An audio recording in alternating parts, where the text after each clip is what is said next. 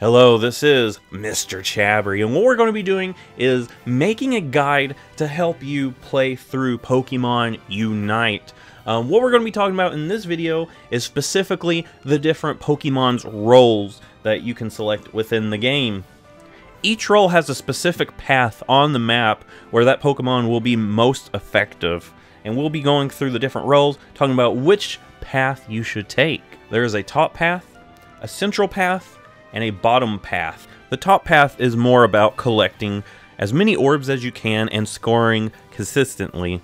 Up here it's best to defeat every wild Pokemon you come across so you can score more points. The bottom path is more about trying to outlast your opponent. Expect more one-on-one fights between you and other player characters down here.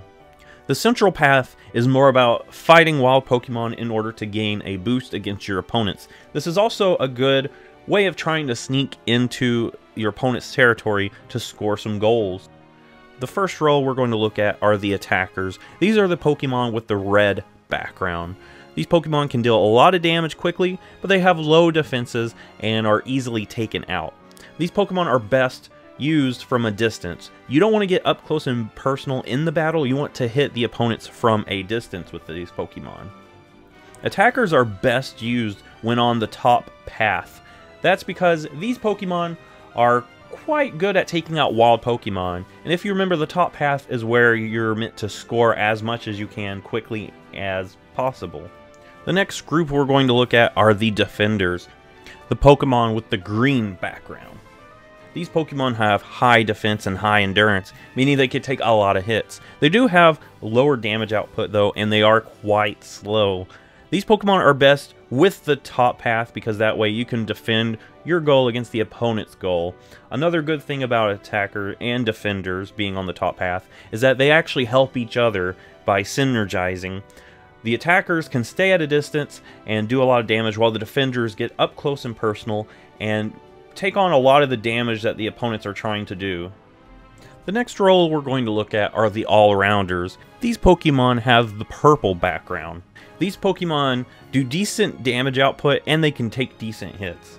However, they don't do as much damage as attackers and they can't take as many hits as the defenders. So these Pokemon kind of fall in the middle, but that makes them very versatile in what they do. All-rounders are best on the bottom path because this is the path where it's about outlasting your opponent. And with a Pokemon that can take decent hits and actually put out decent attack, that's actually really good if you're trying to survive and outlast your opponents. The next group that we're looking at are the support Pokemon. These Pokemon have the yellow background. These Pokemon have moves that are very good at bringing utility to the team.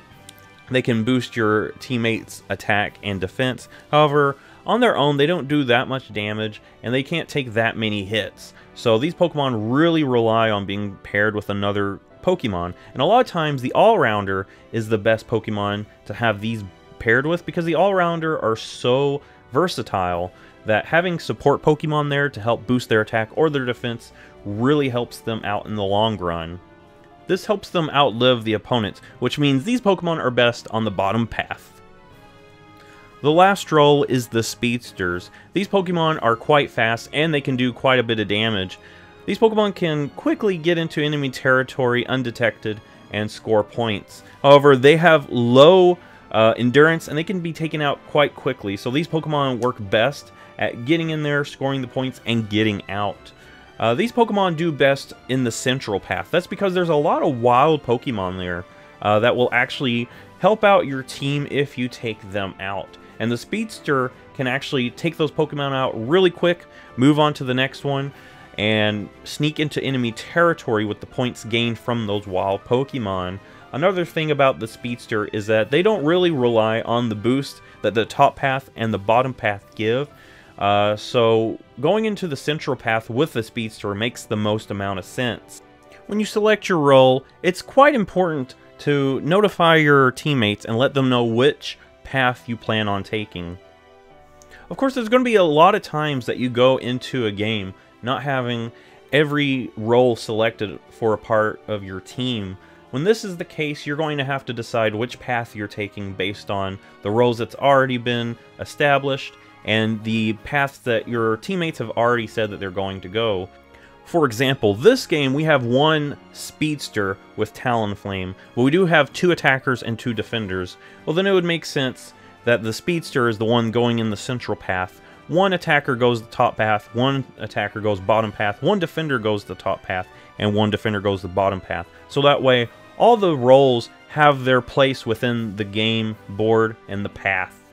But understanding these roles will actually help you in playing this game, let you synergize with your team a little bit more, and understand which role works best on which path and which play style too.